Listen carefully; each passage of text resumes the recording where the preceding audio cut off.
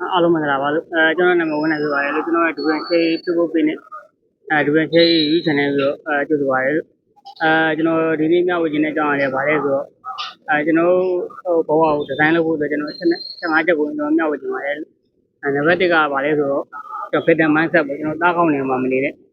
ကျွန်တော်ဖြစ်နေတဲ့အရာတွေကိုမဖြစ်တဲ့အခါမှာကျွန်တော်အဖေကြောင့်အမေကြောင့်ပတ်ဝန်းကျင်ကြောင့်နိုင်ငံရေးကြောင့်ကျွန်တော်အဲ့လိုတားကောင်းနေမှာမနေဖို့အရေးကြီးပါတယ်လို့နံပါတ်2ကတော့ခံယူချက်ကျွန်တော်လုံးဆောင်နေတဲ့ကိစ္စတွေမှာကျွန်တော်ပြဿနာဆိုတာအပေါ်လာအဲ့ပြဿနာကိုပေါ်လာလို့ရှိရင်ကိုကခံယူချက်ဒီခံစားချက်ကိုကျော်လွန်ဖို့လိုတယ်အဲ့လိုခံစားချက်တိုင်းကျော်လုံးဆောင်နေအောင်နံပါတ်2ကခံယူချက်ဒီခံစားချက်ကိုကျော်လွန်ဖို့လိုတယ်နံပါတ်3ကတော့အနာဂတ်ပြဿနာတွေကိုကိုယ်တည်ရှင်းဖို့လိုတယ်ကိုယ်တည်ပြီးတော့မှတ်သားတာဖို့လိုတယ်ဘာဖြစ်လို့လဲဆိုတော့ကျွန်တော်ဒီနေ့လုပ်နေတဲ့လောကအဆင်ပြေနေပေမဲ့ကျွန်တော်အနာဂတ်မှာရေးရေးစီဖို့ဆိုတော့မဖြစ်နိုင်ဘူးအဲကြောင့်အနာဂတ်ပြဿနာတွေကိုအကျိုးတင်ဖိချထားဖို့လိုတယ်နံပါတ်4ကအပေါင်းအသင်းကျွန်တော်အပေါင်းအသင်းဆိုတာကျွန်တော်လာရမလို့လေလာရပြင်ပေါင်းလို့ရတယ်ကျွန်တော်ဘယ်ကလာရဲဆိုတာ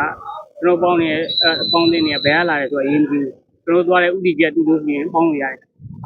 နံပါတ်5ကတော့ကျွန်တော်အောင်မြင်မှုတော့မလိုက်ပါနဲ့တိုးတက်မှုတော့လိုက်ပါလို့ကျွန်တော်ညှောက်ဝေချင်ပါတယ်ဘာဖြစ်လို့လဲဆိုတော့အောင်မြင်မှုဆိုတော့ကျွန်တော်အဖြစ်အပျက်ကလေးတစ်ခုပဲဒီအဖြစ်အပျက်ကလေးကိုတာရှည်ထိန်းသိမ်းမှုဆိုတာရေရှည်ဒီအောင်မြင်မှုဆိုတဲ့အဖြစ်အပျက်ကလေးကိုကျွန်တော်ရေရှည်ထိန်းသိမ်းမှုဆိုရင်ကျွန်တော်တိုးတက်မှုဆိုတာလိုတယ်နေ့စဉ်တိုးတက်ဖို့လိုတယ်အဲကြောင့်ကျွန်တော်အောင်မြင်မှုတော့မလိုက်ပါနဲ့လို့တိုးတက်မှုတော့လိုက်ပါလို့အောင်မြင်မှုကဘာနဲ့တူလဲဆိုကျွန်တော်အင်္ဂါခနဲ့တူတယ်တိုးတက်မှုဆိုတဲ့အင်္ဂါခမပေးနိုင်လို့ရင်တန်ချခံရနိုင်တယ်အဲကြောင့်မို့နံပါတ်1ကကျွန်တော်ပြန်ပြောမယ်ဆိုရင်နံပါတ်1က better mindset တောက်အောင်နေမှာမနေပါနဲ့နံပါတ်2ကခံယူချက်ဒီ